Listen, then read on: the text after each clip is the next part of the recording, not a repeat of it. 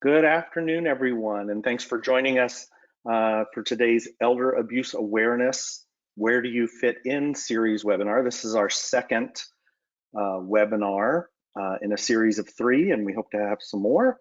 My name is Byron Cordes. I'm a social worker here in San Antonio, Texas, and I'm the president of the South Texas Adult Protective Services Community Board.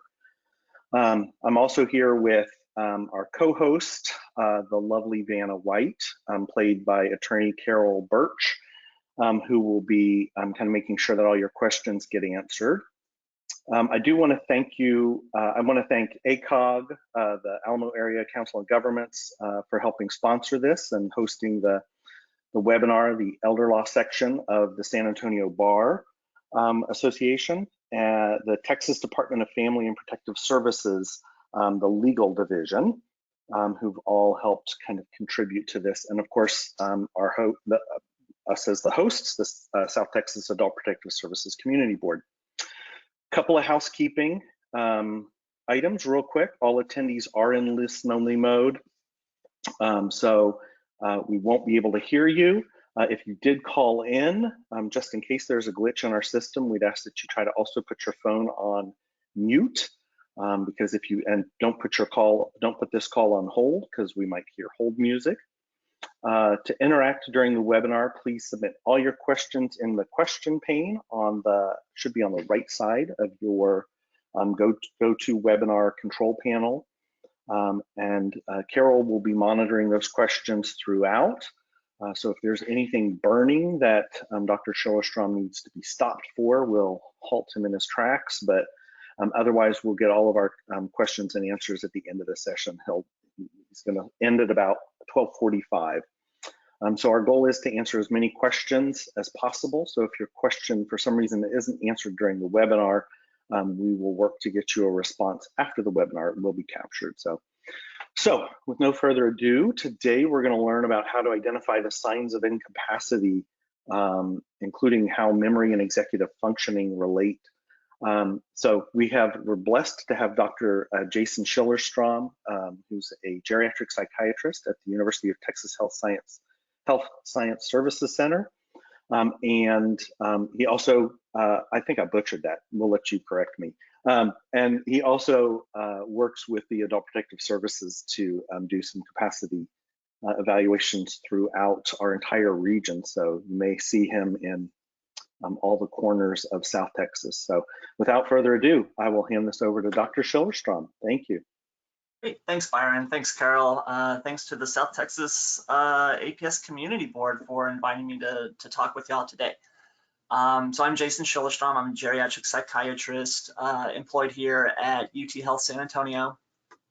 And today we're going to talk about signs and symptoms of cognitive impairment and incapacity in older adults. So Texas Adult Protective Services is divided up into 11 different regions. San Antonio sits in Region 8. There's about 28 counties stretching from Del Rio to Port Lavaca. And so I'll go out into this region to help Adult Protective Services do capacity assessments. Probably about half or so are right here in town in San Antonio, and the other half are in the rural counties. So it's just a real joy to be able to talk with attorneys and judges serving the citizens of Texas out in our rural communities. And so I'd probably do about 100 capacity assessments for APS or local regional attorneys per year. So when I'm doing the capacity assessments, these are the questions that Adult Protective Services or elder law attorneys, the judges as well. These are the questions they want me to help answer. So they want to know if the older person has a mental condition. So they often know that something may not be quite right. Maybe they have memory impairments, or maybe they seem depressed. And so they want me to help answer that question. Do they actually have a diagnosable mental condition? They want to know if the elder has decisional capacity. They want to know what level of care does the elder need. Do they need assisted living level of care, nursing home level of care? Do they need to be in a locked unit, or is an unlocked unit more appropriate? Or maybe the elder just needs some provider services, or maybe they don't even need any help at all. So these are the questions. So asking me about the level of care. Especially for adult protective services home visits, they want to know, is the situation so dire that the person's health or living conditions pose an imminent threat to their health or safety, and they need to be emergently removed from the home. I would guess for adult protective services, probably approaching half of the cases that I see I'll recommend an emergency removal for. And so examples of that would be, elders who are just living in squalor and filth, and not just hoarding, but where there's human waste, or dead animals or whatever else within the residence, posing a threat to their health. Other sort of less dramatic examples for removal would be if the elder is wandering out of the home into the streets, police are having to bring them back, they're getting lost. We'll have elders who wander into other people's houses, posing a risk to everybody. So those are some common examples for removals.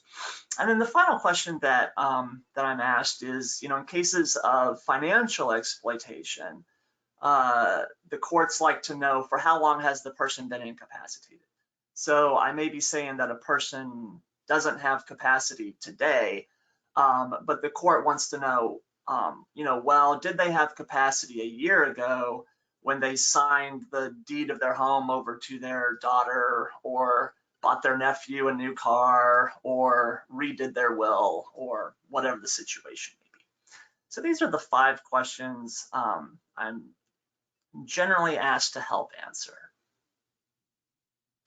So for capacity, so every state defines capacity in their state law. And so in Texas, this is the law, right? This isn't my definition. This is Texas law.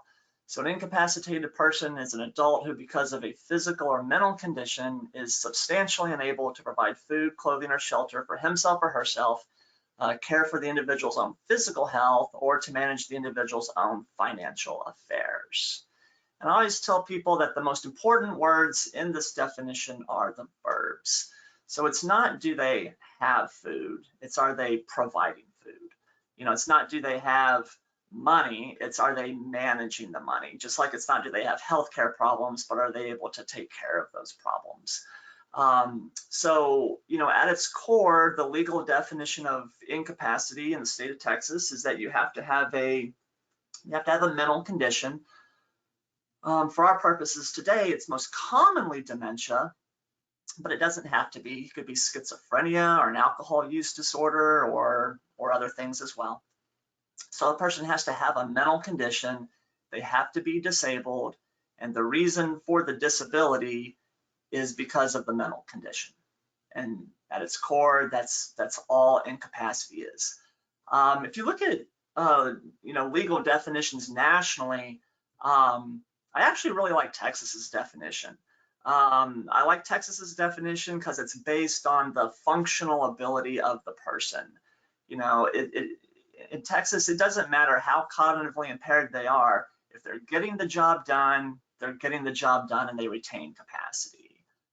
There are states that have more cerebral definitions, so they might say things like, a person's incapacity if they have a mental condition that prevents them from exercising good judgment and reason. And that would be really hard to do. But in Texas, we're blessed with a good constitutional definition of the incapacity. So again, I told you that to be incapacitated, you have to have a mental condition. The most common mental condition that I'll encounter is dementia. And dementia means that you have progressive cognitive impairments that affect your ability to care for yourself. So then you might want to ask, well, which cognitions are most relevant to capacity? And then you can just start to think about just sort of all the cognitions that we have. So memory, for example, is a cognition. But there's a difference neuropsychologically between even like short-term memory and long-term memory. But nonetheless, memory is a cognition. Orientation to time and place is a cognition. Language ability is a cognition. Math, you might think, well, to manage your finances, you have to be able to do math, maybe. Visual spatial ability, you can imagine, maybe to have capacity to drive a car, you have to have good visual spatial awareness. And all of these are important: memory, orientation, language, math, visual spatial, other cognitions as well. They're all important. But the cognition that best explains a person's ability to care for themselves is executive function. And so we'll talk about that. So again, at the core of the matter, what we're really trying to answer is, can this person live alone? Can the elder live alone? And the cognition that best predicts one's ability to live independently is executive function. So then we can talk about what executive function is. So executive function is a set of cognitive processes that allow you to act independently from your environment instead of having behaviors mediated by the environment. And so when executive function deteriorates, people become dependent on habits and routines. So executive function it lives in your frontal lobe, right? It lives up front. Memory lives in the sides of your brains. It's in your hippocampus. It's in your temporal lobes. But executive function is right up front, right underneath your forehead. That's where executive function is.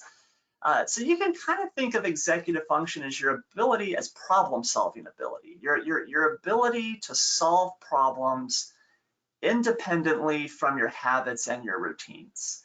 It's your ability to plan, organize, sequence, monitor, inhibit these complex goal-directed activities.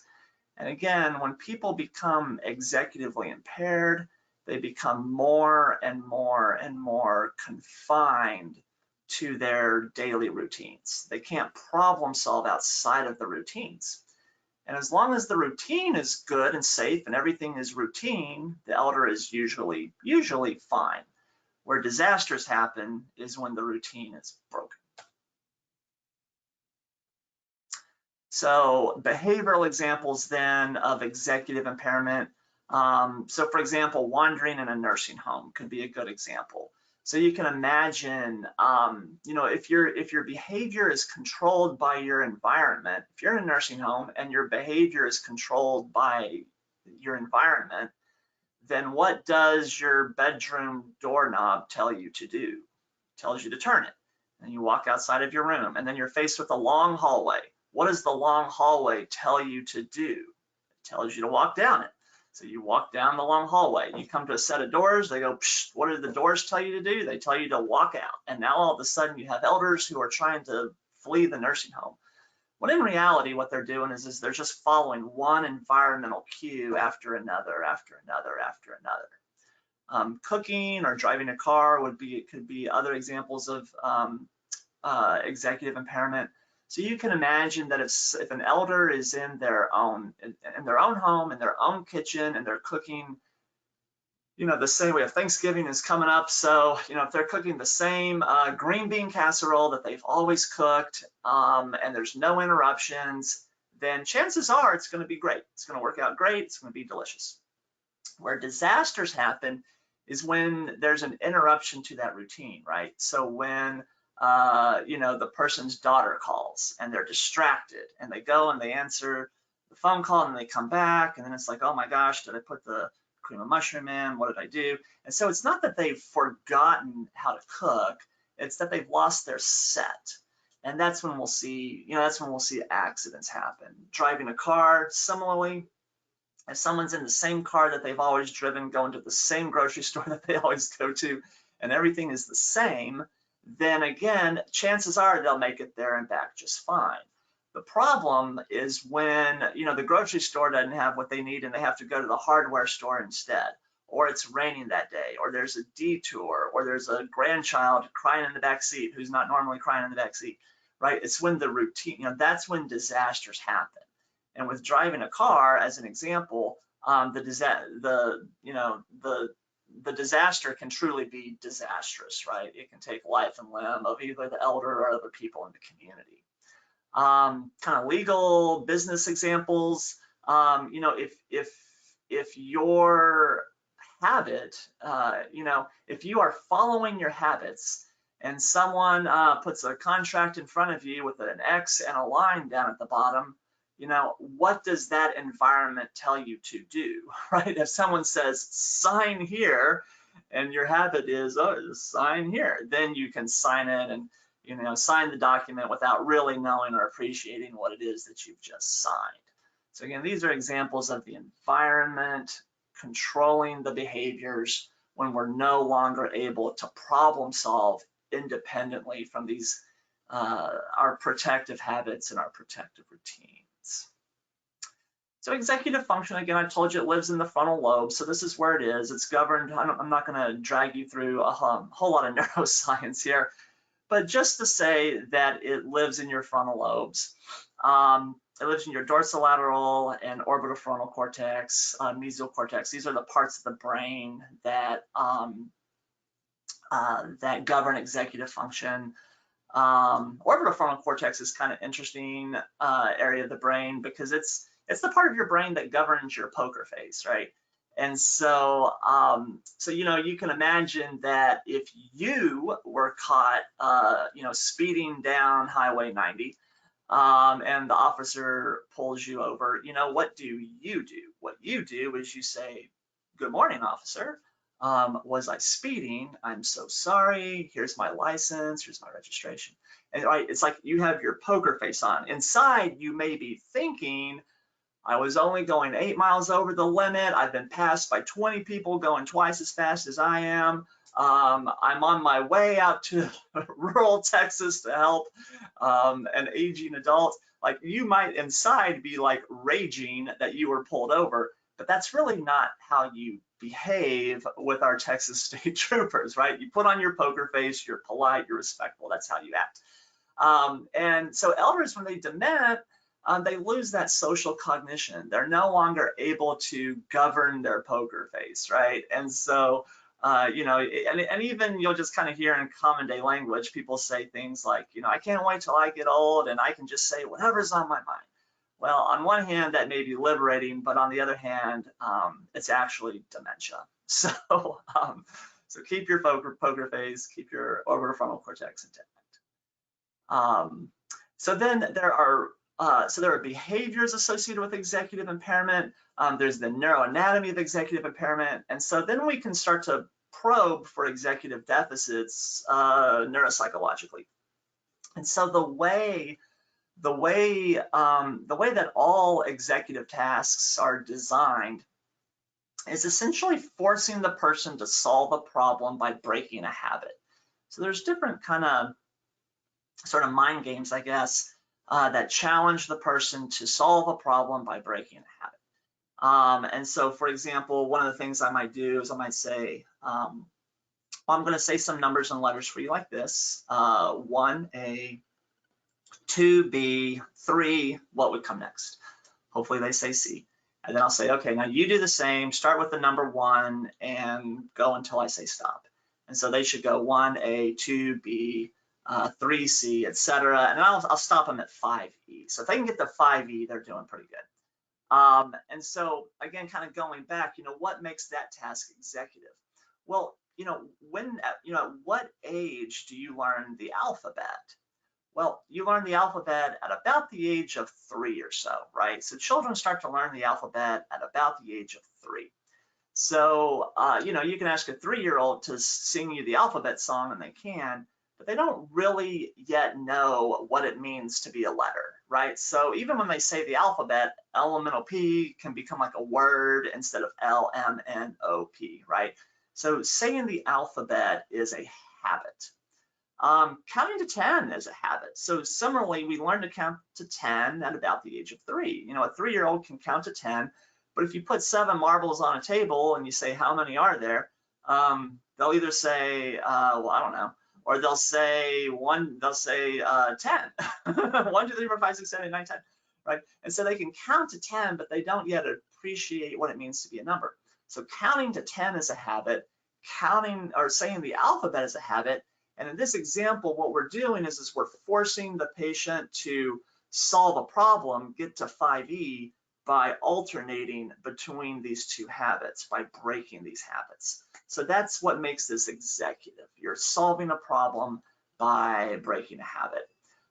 Similarly, we might ask them to repeat some phrases. So for example, we might say, listen carefully and repeat what I say. Tinkle, tinkle, little star. And if they're intact, they'll just repeat it. They'll say, tinkle, tinkle, little star. But if their habit takes over, they'll say, twinkle, twinkle, little star. And if their habit really takes over, they'll say, twinkle, twinkle, little star, how I wonder what you are. And they'll just say the whole nursery rhyme, right? So it's like the habit takes over and they're able to stop themselves. I might say, you know, listen carefully and repeat what I say. I pledge allegiance to those flags. And again, if they're intact, they'll repeat it. If they're a little bit impaired, they'll say, I pledge allegiance to the flag. And if they're really impaired, like in Christmas Vacation, they will stand up, they will put their hand over their heart, and they will say, I pledge allegiance to the flag of the United States of America. And they'll just keep going until the habit is completed itself. On the bottom, what we might do, so this is a little more technical, requires a little more skill to administer. This is an example of a Stroop color word interference task. So what I might do is I might just say, okay, what I want you to do is tell me the color of the letters for each word. Tell me the color of the letters for each word. Don't read the word. So for here, you wouldn't say red, you would say green because the letters are green. And so, so neuropsychologists can administer more sophisticated tests like this one, where they'll measure the time that it takes to get through a task like this, and the number of errors that are made as the elder attempts to complete it.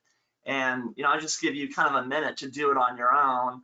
You know, and as you do it on your own, you know, green, red, blue, red, green. I mean, you can kind of feel your brain aching as you make it through the task. So again, you know, we are such verbal creatures. That is our habit. Reading is our habit, but I'm not telling them to read the words. I'm asking them to tell me the color of the words, and that's just really hard. It's really hard to do.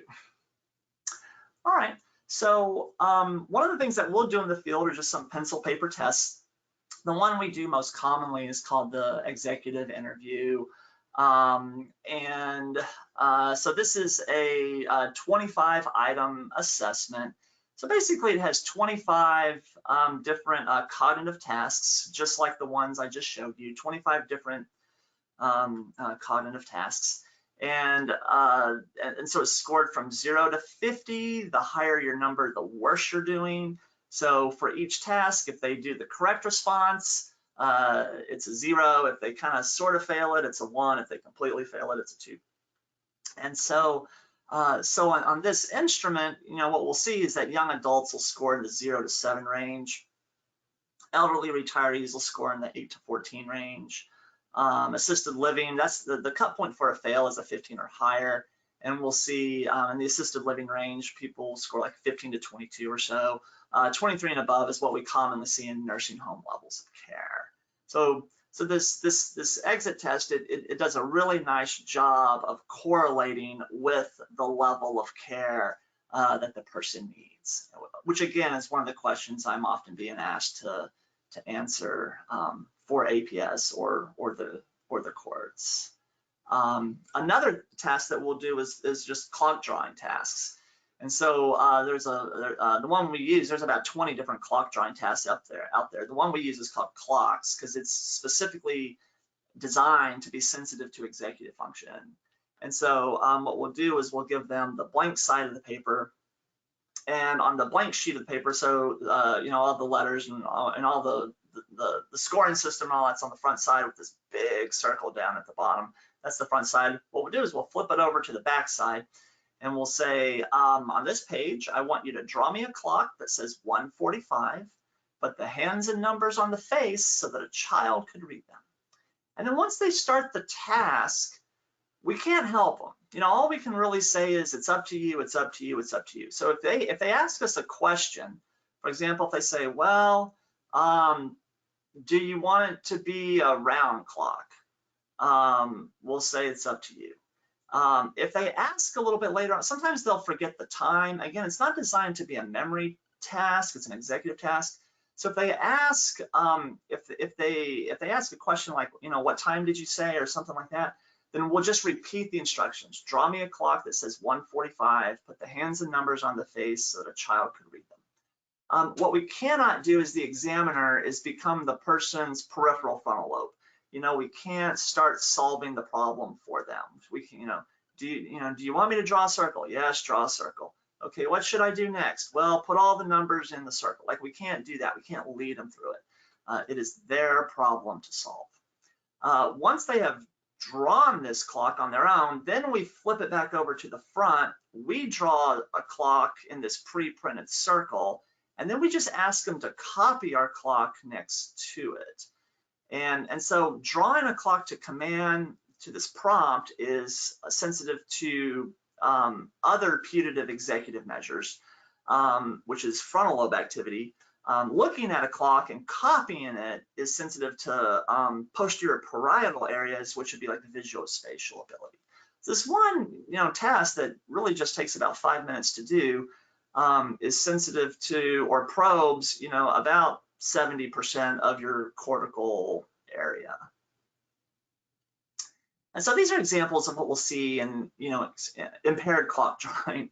So, draw me a clock that says 1:45, put the hands and numbers on the face so the child can read them. So one of the grading tasks is, are all the numbers in the circle? And so here you see that not all the numbers are in the circle.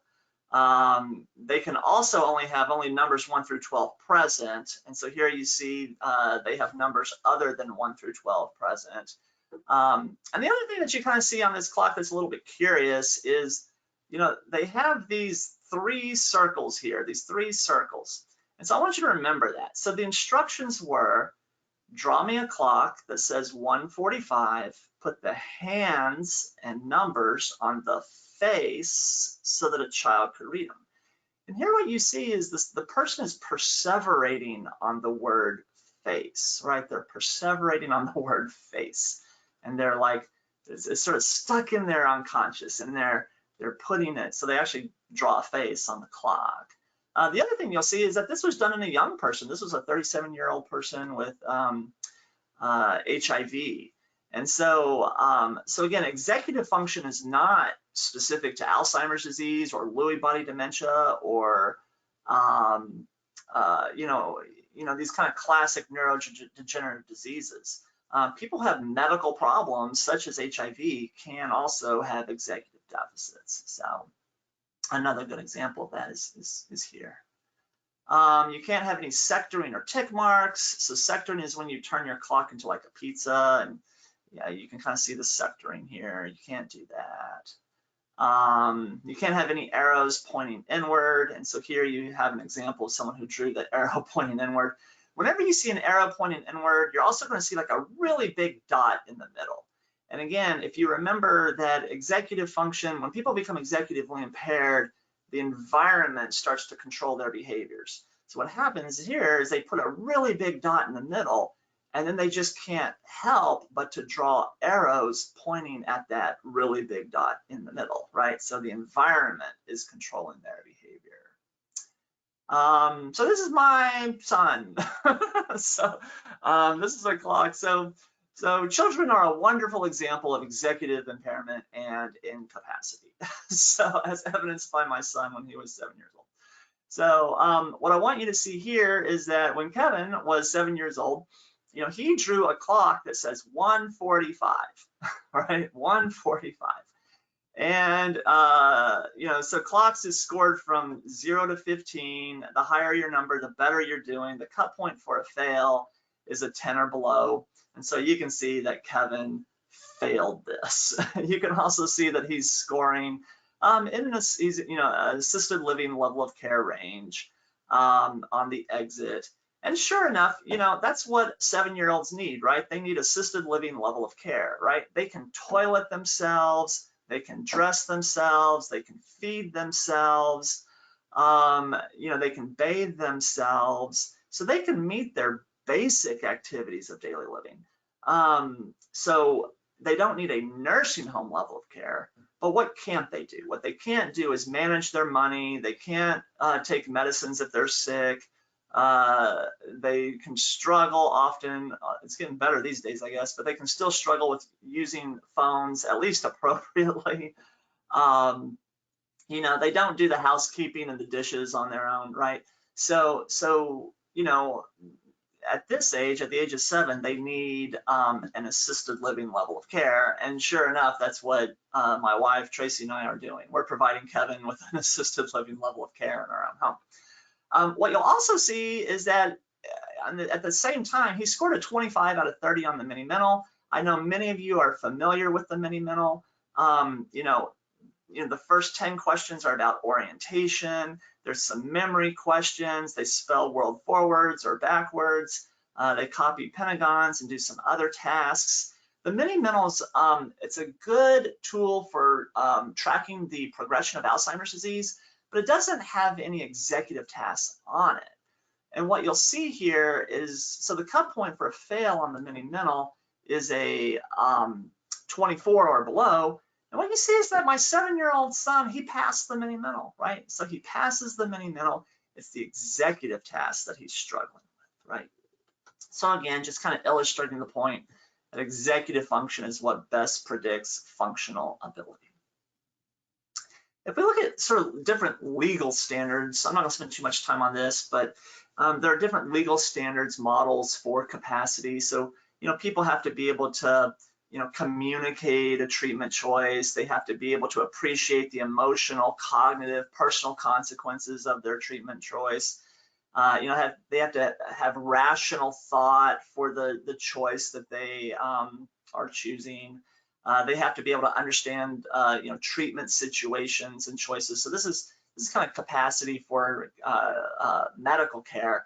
These are the different legal standards that we have for medical care. What this group did, what Dymack and Marson and really Dan Marson's group did, was they gave patients with Parkinson's disease just this massive neuropsychological battery. I mean, this just tests every type of cognition under the moon: memory, math, language, mood, judgment, orientation. They just give them this massive cognitive battery.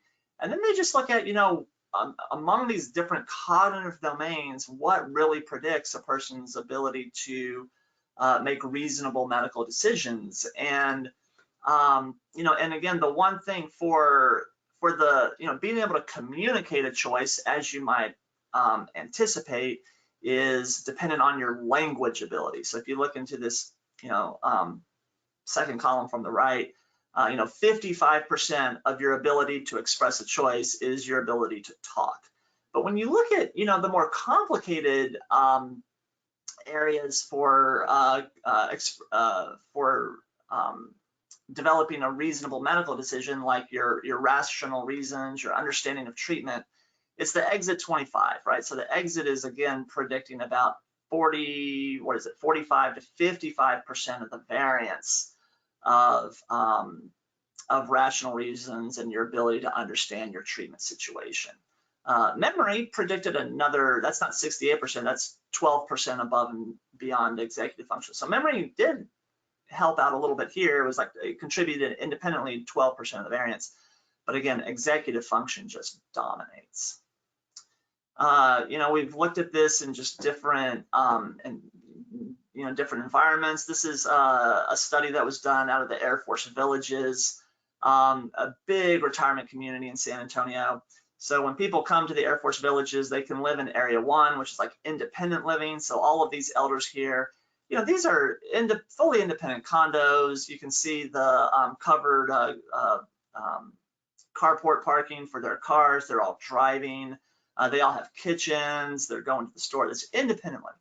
When they can't live in independent living anymore, then they move to the towers. So the towers, they're provided with communal meals, right? They have a kitchenette with like a hot plate and a sink, a mini fridge, but really they're going downstairs to the dining hall to eat.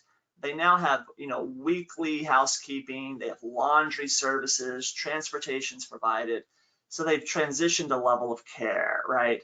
From the towers, they then go over here to assisted living. And from assisted living, they can move over here to number 4, which is called the Freedom House, which is really the opposite of Freedom House because it's a locked Alzheimer's unit. And so, we can pretty easily tell who needs to be in the Freedom House, who needs a locked Alzheimer's unit. For purposes of capacity, we're more interested in distinguishing between 1 and 2, between independent living and those needing help with cooking, laundry, housekeeping, those types of skills. And again, I'm not going to drag you through all this statistical stuff. Just know that it's executive function. Executive function is what predicts who lives where, who needs what level of care in this huge epidemiological study. So when people start to lose executive function, they lose control across multiple domains. And this sometimes this conflicts with what society wants, right? So sometimes, often, society likes the idea that we can, lose a little bit of ability here, but retain ability there. And while it would be wonderful if the world was really like that, it just isn't how it is in reality. When people start to lose executive function, they start to lose functional ability across multiple self-care domains. And any domains that are preserved are likely preserved because of habits, but not because of free will and free choice. And, I can just tell you clinically this makes sense. So, I never tell patients, that I don't think you have the cognition to manage your finances anymore, but it's okay to keep cooking with an open flame in the house, right? Like, I don't do that, right? I never say, well, I don't think you should be driving, but it's okay to babysit your grandchildren, right? That just isn't really how, these aren't the conversations I have, right?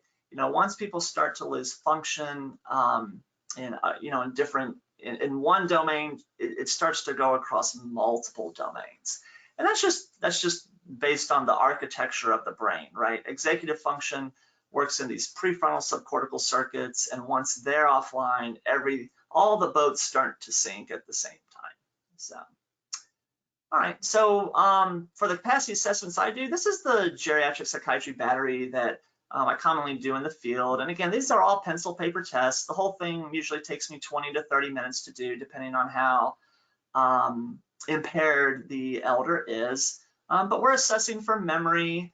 We're assessing general cognition. We have a couple of executive tasks, the exit and clocks 1 that we talked about. We'll screen for depression. So this is our standard battery that we'll administer to inform capacity assessments. And you can just kind of look at the scores of how people are scoring based on their situation.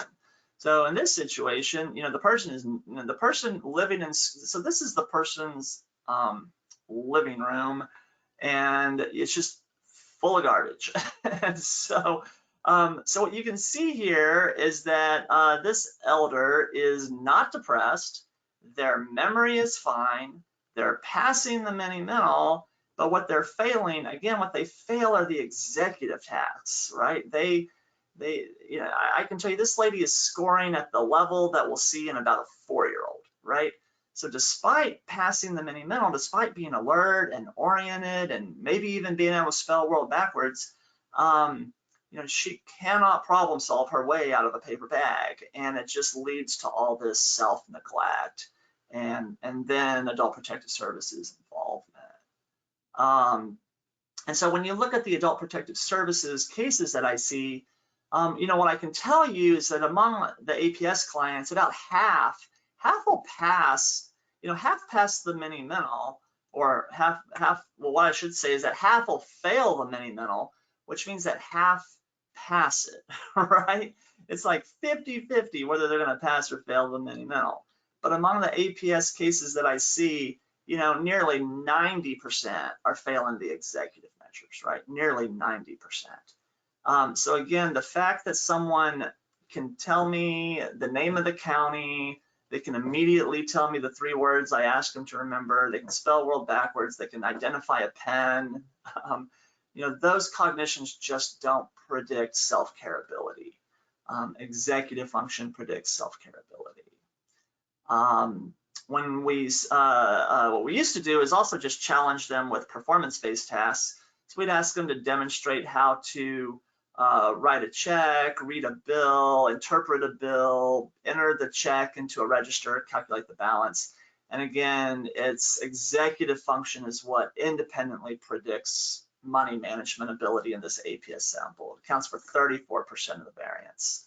The same is true for using a telephone. I would give them a telephone book. I would ask them, tell me a number you could call if you saw that a neighbor's house was on fire. I'd ask them to look up the number for University Hospital. I'd ask them to find and tell me a number they could call if they wanted to open a checking account for their money. So these different kind of performance-based functional tasks. And again, what you see is that the executive function just dominates. It just, again, it explains 37% of the variance. So again, executive function is what predicts self-care ability. Other examples, so this is a woman who's just living in terrible conditions. This is the outside of her home. On the inside, you can see her roof is falling in. This is her kitchen sink right here. You see all this ceiling, the ceiling is falling into the kitchen sink. She doesn't have electricity, she doesn't have water. Because she doesn't have water, she doesn't have sewage. And so the toilet doesn't work, she's defecating in the bathtub. That's her problem-solving strategy. And when we test her out, I mean, her memory is perfect. She gets she's only 60 years old. She gets a perfect score on the memory impairment screen. She gets a perfect score on the mini mental, and she absolutely bombs the executive tasks, right? This is a man with Huntington's disease, so Huntington's dementia. Again, just living in filth and squalor within his trailer.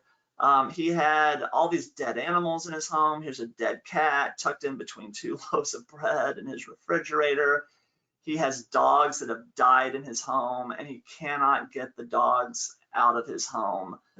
He just can't figure out how do I do that? Where would I take them? What do I do? And so there's just all these dead animals inside his home. When we test him out, again, he has Huntington's disease, Huntington's dementia. He's only 57 years old. Again, he passes the memory measures, he passes the mini mental, and he's failing the executive measures, right? He's failing executive function measures. So again, going back to our title, clinical signs and symptoms of cognitive impairment and abuse. These are the key learning points. If there's only one thing I hope that you learn, is that executive function is the cognition that contributes the most to self-care ability. Because the legal definition of capacity is essentially that you lack self-care ability because of a mental condition, usually dementia. Executive function is the most relevant cognition to Texas's definition of incapacity. Executive function is assessed by challenging the client to solve problems by breaking habits. So we can probe this in real time. We don't have to send them to an MRI machine or something like that. Executively impaired persons are dependent on habit and routine. It's not sufficient for someone to say, well, they've always lived like a slob. That's not the question. The question is, are they able to choose how to live any other way now? And so if they're, are they able to break a habit and live a different way? So, and then finally, executively impaired persons' behaviors are mediated by the environment. Just really important, and financial exploitation, undue influence, those types of issues that we commonly see among APS and other elder care cases as well. So I think we finished right on time. So with that, I think I'll turn it back over to Byron and Carol. And if there are any questions, I'm happy to tackle those.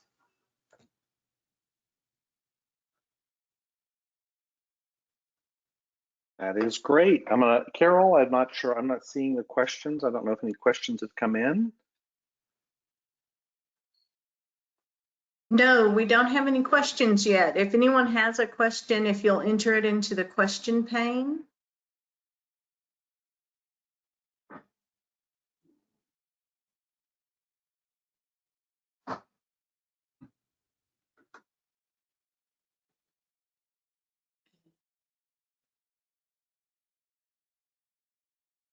Jason, you did a great job. No one is questioning. Oh, here's one.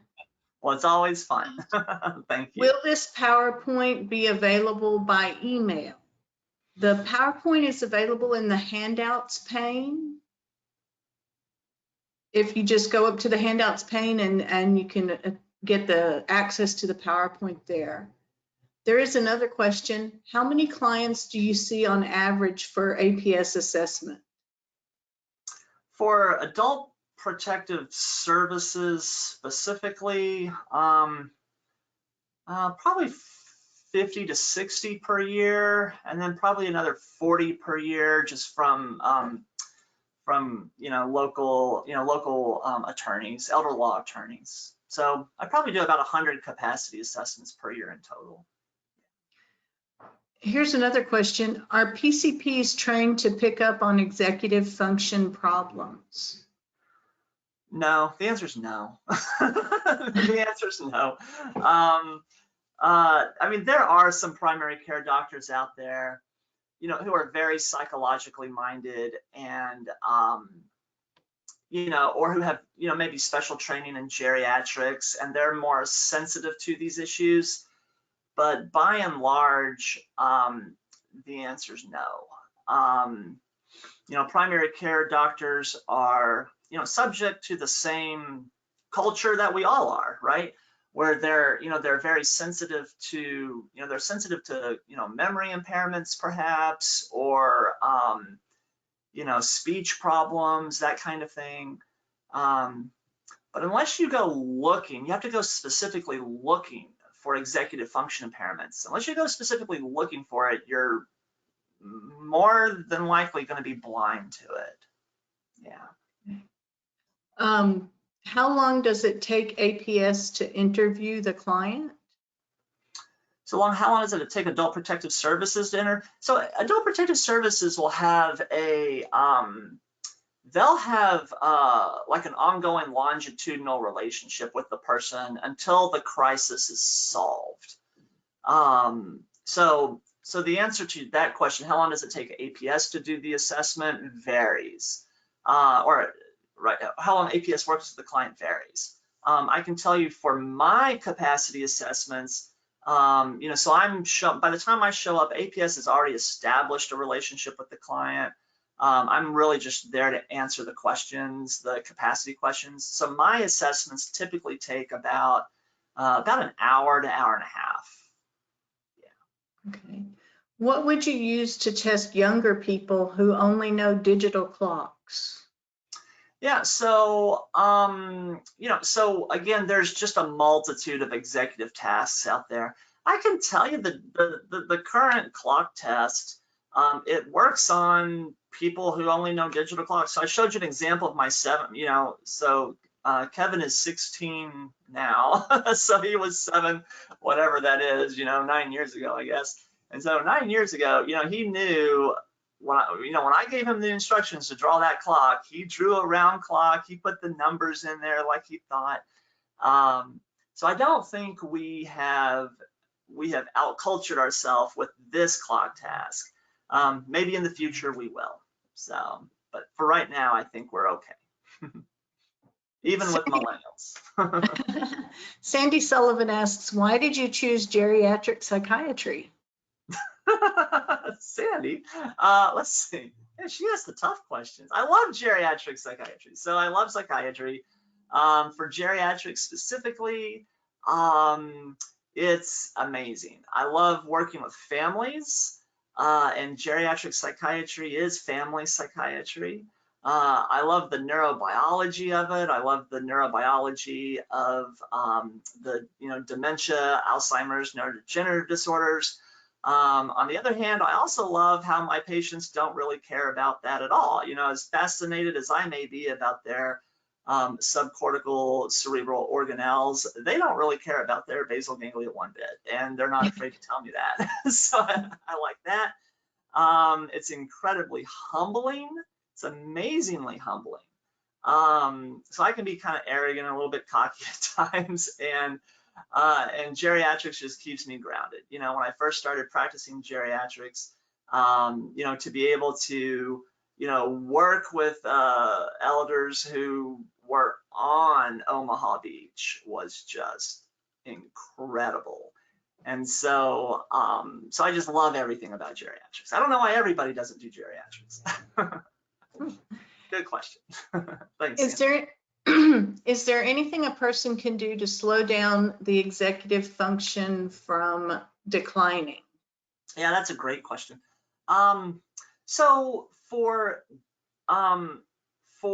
executive function specifically, but even just sort of dementia more broadly, time and time, study after study after study after study after study only consistently shows one thing that protects against dementia and progressive cognitive decline.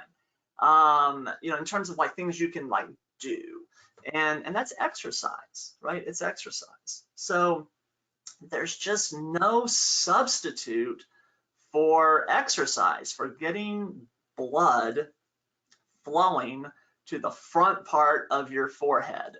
And the exercise doesn't have to be excessively rigorous. We're talking about, a 20 to 30 minute walk every day. Can you commit to a 20 to 30 minute walk every day? And if you can walk 20 to 30 minutes, at a good clip, then you are protecting your brain against dementia. Great question. A great question, but the answer was, Yeah, people like the idea of like sitting in a comfortable chair and doing crossword puzzles maybe, but that is not it. You got to get out of your comfortable chair. This is a question you might not be able to answer. We might pass it over to the APS staff. How does APS measure how many cases are opened and closed? Yeah, I guess I would have to turn it over to APS to answer that question. I'm not sure if APS is on the line or not, but. We will get APS to answer that question, and there's another question about APS, and we will have APS staff answer those questions. Mm-hmm.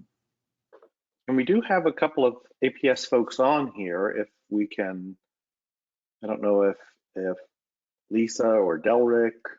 Yes, Byron, I'm here. Oh, great. Delrick Washington, APS. Thank you.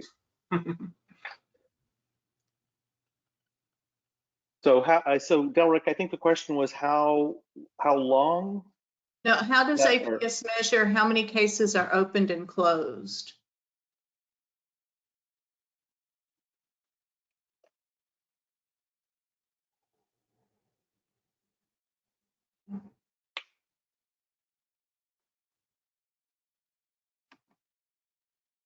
I don't know that we can hear Delrick anymore. I'm not sure how they measure that, but what I do know, when I talk with my medical students and my residents, what I know is that they grossly underestimate the number of cases that APS gets each year. So I'll ask them, I'll say, how many cases do you think Texas APS gets each year? And they'll say, oh man, I bet they get a lot. I mean, I bet they get 1,000 per year.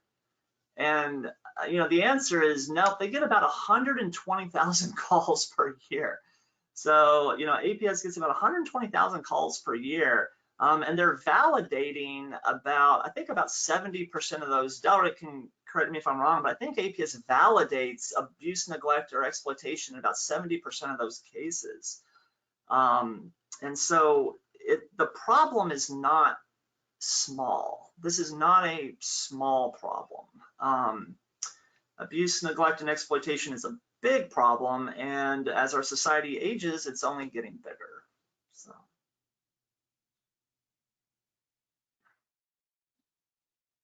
And Dr. Schillerstrom, I think it should be noted too that although we get 120, APS, I'm sorry, not we, APS gets about 120,000 reports a year, that we still believe that it's grossly underreported, that abuse, neglect, and exploitation are very underreported.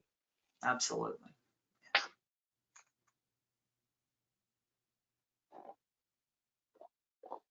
We have one more question. Or actually, let me let Lisa Centeno chime in on that.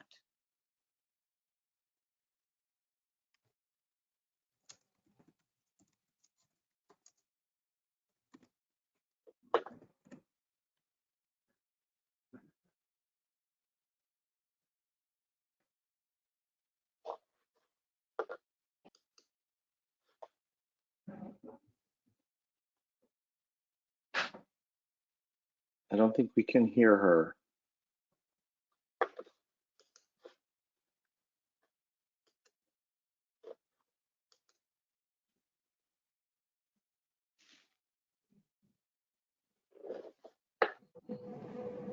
Yeah, we do have Camille Payne, who is Director of Operations with APS, who's posting that, of course, Dr. Schillerstrom, the over 100,000 cases per year validates between 65 and 70%.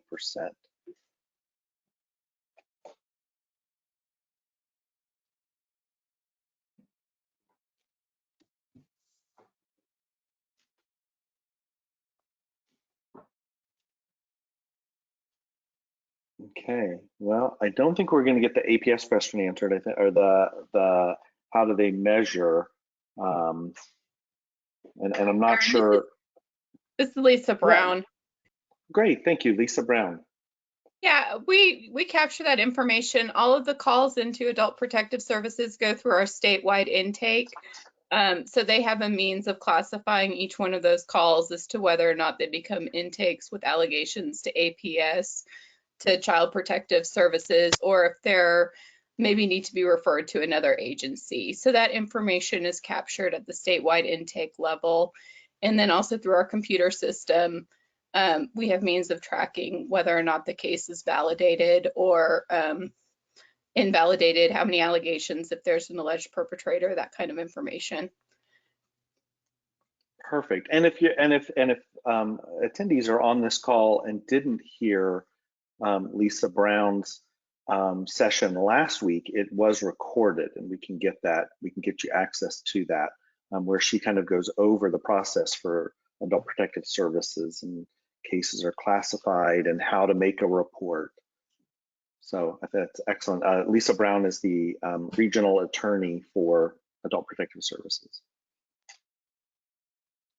Thank you, Lisa.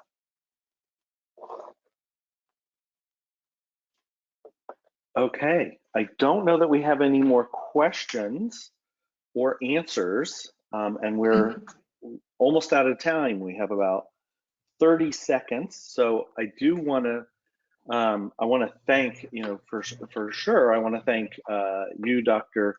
Schillerstrom, for your just wealth of knowledge. I've heard this topic probably 4 or 5 times in different venues, so of course presented different ways, but every time I learn something new, so thank you so much. And we appreciate you very much. So we also have, I want to thank everybody for attending today's webinar. If your question wasn't answered, we will try to get back to you. There are CLE, continuing legal education, for this course, 1 hour, and the course number is 17409-8021 if you can't see the screen. I think we left the 1 hour of ethics up from last week. I apologize, I don't think this week counts for ethics, and you do need to report your own CLE. Please look out. You'll get an email for a post-webinar survey where we'll just kind of ask you just 3 or 4 questions to see how we did. And if you have any additional questions, please email Lisa Centeno at DFPS, and her email is here on the screen. So without any other issues, I will call this to a close and thank everybody again, and we will see you again in 1 week where we have a panel of experts and judges. Byron, I'm so sorry to interrupt. Just a quick correction on that CLE course number. That last digit should be 3 instead of 1. Oh no. That Wow. it's 8023 for Okay. this week. I want to make sure Thank everybody you. gets the right credit. I am so sorry. Okay, so again, if you're listening and for some reason not seeing this, it's 174098023. Thank you, Lisa. My fat fingers don't type well. Anyway, so I need some more exercise, Dr. Schillerstrom, obviously. So thank you all very much, and we'll see you again. We'll see you guys next week, same time. Thanks.